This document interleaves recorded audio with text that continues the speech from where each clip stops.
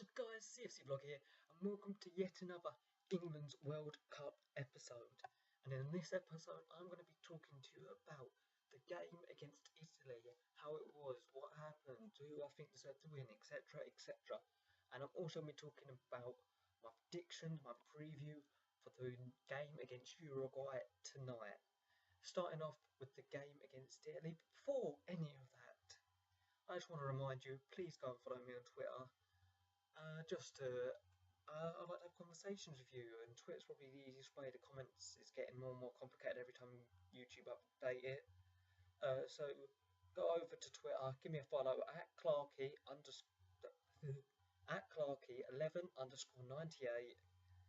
Go over, give me a follow, and you'll see regular updates, regular my thoughts, because I like to give my thoughts on, especially on football. So go over there, follow me, and maybe I can even talk to you. I don't have many followers, and I talk to most of them, so go ahead and do that. So, England versus Italy. First game of the World Cup for England and Italy. How did it go? Well, England actually performed very well. They've performed well. In my opinion, we performed well enough to get a draw out of the game. I think we did enough. Italy weren't nothing special, but they did what they had to. They did, you know, and that's mostly what Italians do anyway. They do what they have to get the win. First off, they went ahead with it was a good goal, but I feel like we could have defended it better. We gave the Italians a lot of space, especially Marchisio was the one who eventually had the shot to score. We gave Pirlo. I mean, Pirlo was able to dummy it, but really we should be intercepting. We should be getting in there. We should get in his face, and that's something we weren't doing the whole game. We weren't getting stuck into Pirlo, which is something you need to do.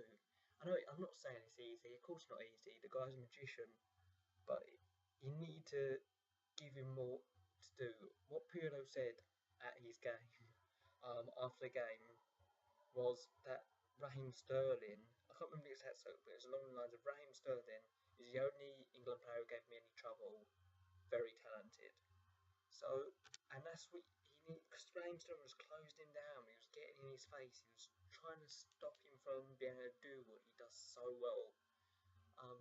Pirlo does not move. You see him, watch him in the game, he just does not move at all. He stands in the centre of the circle, every now and then he'll walk up or walk forwards or walk backwards, but he doesn't really move. He just gets the ball, he lays it back out, gets the ball, lays it back out, wins the ball, gets the ball, lays it back out. You know, it's all there is to his game.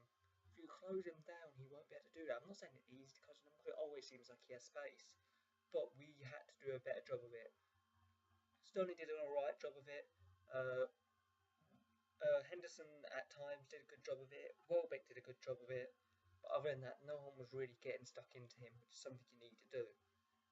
So, in terms of the whole game, and then we got a very quick equaliser, which I think the Italians weren't expecting. That's how we managed to break very quickly. I can't remember who played the original ball, but it went out. A very nice ball went out to Wayne Rooney. Wayne Rooney crossed the ball in, and it was a beautiful cross as well. And a nice tidy finish by Sturridge, which you come to expect of him. If you give him a chance, he's going to score them. And that's kind of, I think that really caught the Italians off guard, because it did seem like they were ready for it, but like, as soon as they went 2-1 up, that wasn't happening. What happened when they went 1-0 up wasn't happening. Like, to make it 1-0, we didn't get any chances really, apart from Rooney's chance, which he really, really should have buried. He should have smashed that home, but he didn't. It was, you know, and if Sturridge on that ball, he would have absolutely fired it home, because he's a goal scorer in confidence. He knows what he's doing in front of goal now. Rooney has not got confidence. I know he scored a goal in the friendly, but he hasn't got the confidence. He hasn't got the goal scoring kind of, like, at this moment, Sturridge, goal scoring is second nature. You know, he's so used to doing it. He's been doing it all season, and he's been doing it almost the whole time for England. Whereas Rooney, although he was doing quite well at the beginning of the season, he had quite a good start to the season. Rooney, not scoring particularly many goals, but he did have a good start to the season. But then since his injury, it's kind of taken him out. and he hasn't had as good end to the season. Well, he hasn't really played at the end of the season. He hasn't been playing well for England. Performers that I thought played really well. Raheem Sterling played really well, probably our best player on the day. Danny Welbeck surprisingly played really well. I know I gave him a lot of stick because I don't particularly rate him as a player, but that's the first time I've actually seen, or one of the first times I've actually seen what people see in him. He actually played really well. Gerrard did what he had to. Rooney had one good moment, that good cross. That was about it. And other than that, it was kind of all average or nothing. Defensively we played alright. We limited Italy to a short number of chances, but they just take the ones they get. You know. So it was a quite a frustrating game, really, but there was a lot of positives to be taken from that game. In terms of Uruguay game, what I think should we play for that? I honestly think. Oh wait, that's another player. Ross Barkley, when he came on, caused it a few problems. Yeah. So for the Uruguay game, the big question is: do we play Rooney? That is the huge question that everyone's asking. Do you play Wayne Rooney? One thing that I will say is if we are going to play him in a number 10 position. I don't mind seeing him play again, just as long as he's in the number 10 position. Number 10 or nothing, On the left wing, he doesn't do the work to be the left winger. It was a great cross he put in, There's no doubt in his passing ability at all.